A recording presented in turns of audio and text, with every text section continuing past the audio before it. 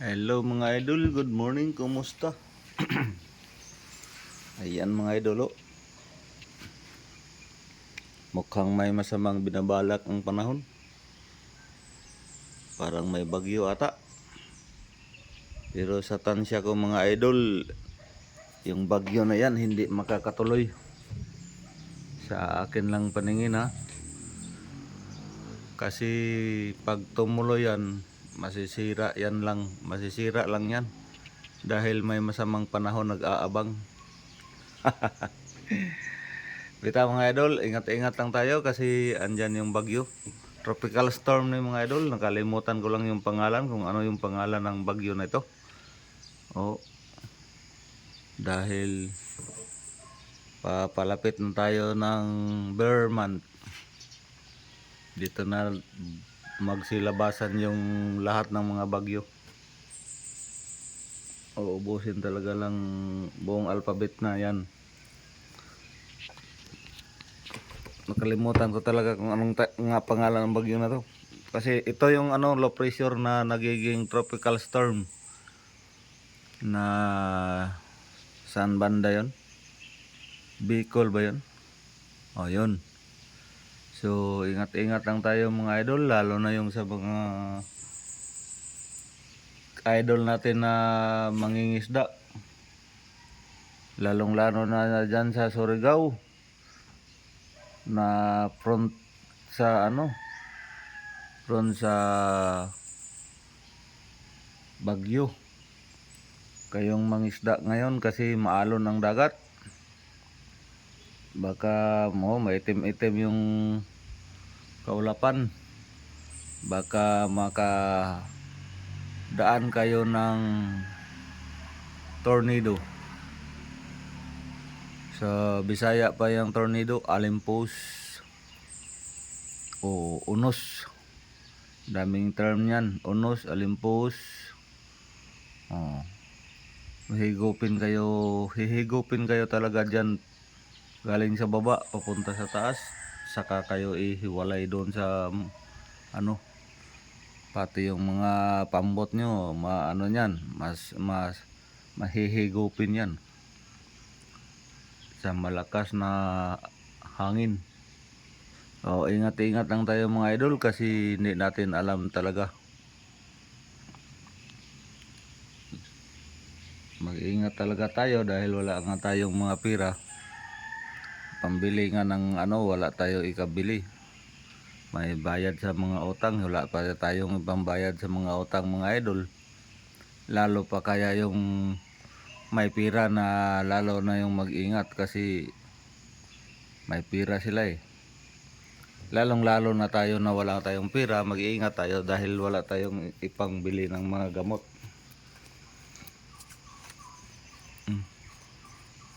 May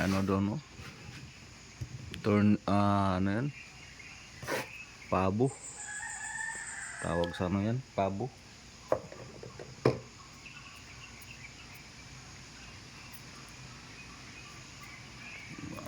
Kagabi pa yung kaninang maga pa tumila yung ulan.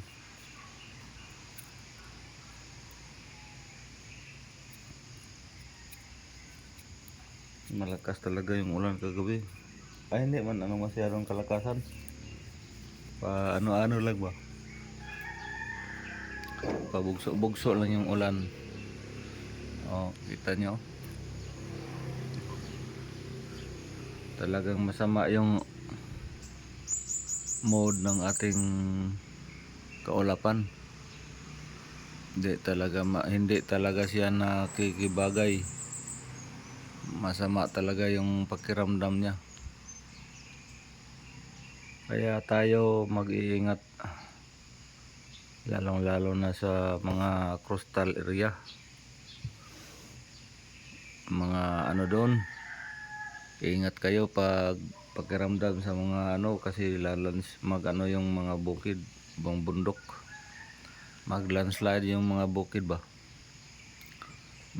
Yung mga umaapaw yung tubig sa sapa. Yung mga truso na pinaputol sa kabundukan.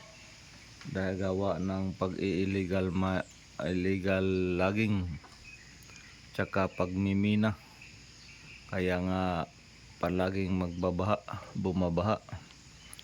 So yun lang mga idol, wag na sana tayong dumagdag pa sa kanila dahil sila lang yung nakaano sa ating mga kabundukan. Balagi tayong mag-ingat yung nakatira dyan sa tabi ng mga ilog. So yung lang na natin, wag niyong baka maano yan, tulad ng kahapon na pag-uwi namin doon sa amin sa pagdaan namin ng tulay ng mahogany, mayroon daw nagkagulo doon ng mga tao dahil sabi-sabi mayroon daw tumalon kagabi, isang gabi pa tumalon dahil na yan sa sa kanyang nanay, na parang na sa kanyang nanay ba na hindi pero daw yun, yung bata na yun license na daw yun, graduate na, tapos na sa mama niya palagi na binubungangaan daw sa mama niya dahil walang pera, walang trabaho. Nag-apply naman siya doon daw sa mga pero hindi pa natanggap. Aburido siguro yung mama niya, saka siya, kaya pumasok sa isip niya na buti na lang dyan lang siya tumalon sa kaya nakita agad yung, pero hindi agad nakita yung niya, yung bangkay niya, kasi hinanap pa yun. Yung iba nagkaano pa kasi baka daw, pero wala. Yung iba naman doon lang nag-focus talaga sa bandang tinalunan niya. Doon lang talaga siya, tumigas na sa kanya sa ilalim ng tubig. Pero isang araw yun, malalim yung tubig ba sa tulay, tapos pagkagabi yun tumalon siya.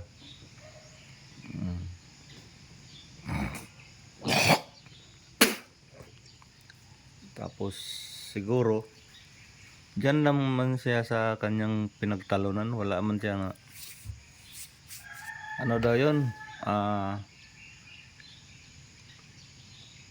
isa daw yun sa sa simbahan na yan, sakristan daw yun, isang sakristan sa simbahan daw yun. Kita mo, sakristan pa ng simbahan yan pero nagawa pa ng magtulak sa kanyang magpakamatay sa yung si Taneng ba, nandyan lang yun sa tabi-tabi natin. Kung saan kaya mahina doon yun papasok ng Corimao na yun, kaya active din yun sa simbahan. Hayaan na natin yan, sa kanila na yung problema na yan.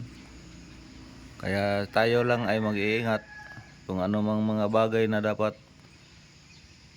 kaya pang lutasin, pag-usapan yan. Sana usap-usapan ba, para wala na idaan sa init ng ulo, para kayo magkapamilya man kayo, magtiis-tiis nga lang.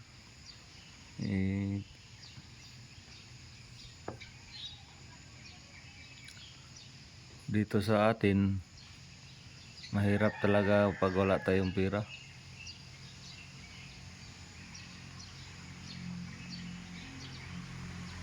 Dahil wala nga pera, pinapahirapan pa. Mahirap na nga, pinapahirapan pa.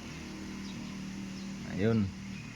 Samantala yung mga nakaupo dyan sa gobyerno, hindi naman lahat. May mga ano, ilan lang mga opisyal na sakim ba, sakim. Pero hayaan na natin yan.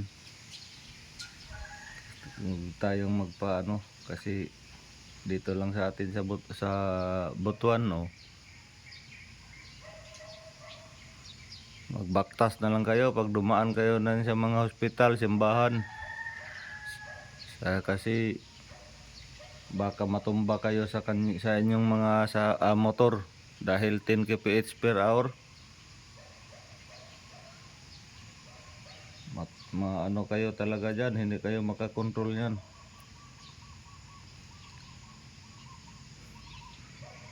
Maglakad na lang kayo, alalay kayo sa inyong motor dahil hindi kayo makakontrol ng patakbo nyan.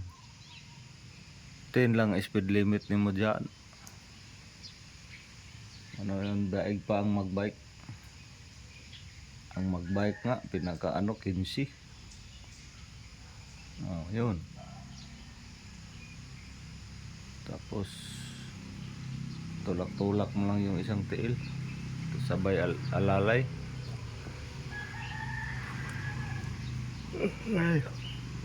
Maginaw ang hangin talaga mga idol.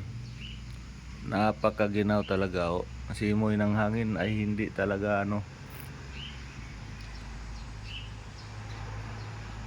malamig talaga.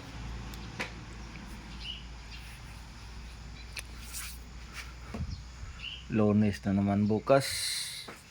Anong pizza ngayon? 20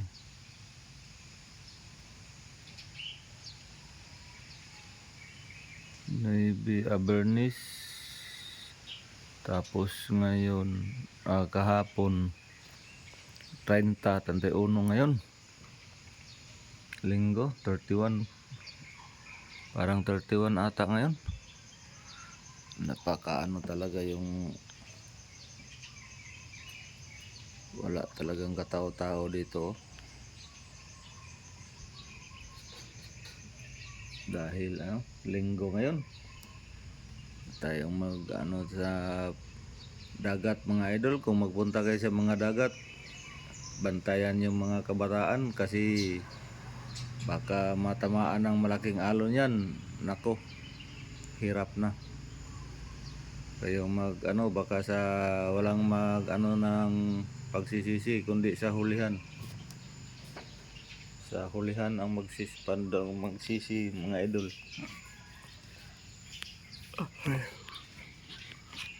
So yan lang mga idol. Maraming salamat sa ating walang sawang pagsuporta, walang sawang panonood ng ating mga video. Paki-like o share na lang mga idol. Mag-iwan ka na rin ng bakas. Engagement na yan. So once again, amping tayo mga idol. Ingat-ingat. God be the glory. God bless at all. Bye-bye.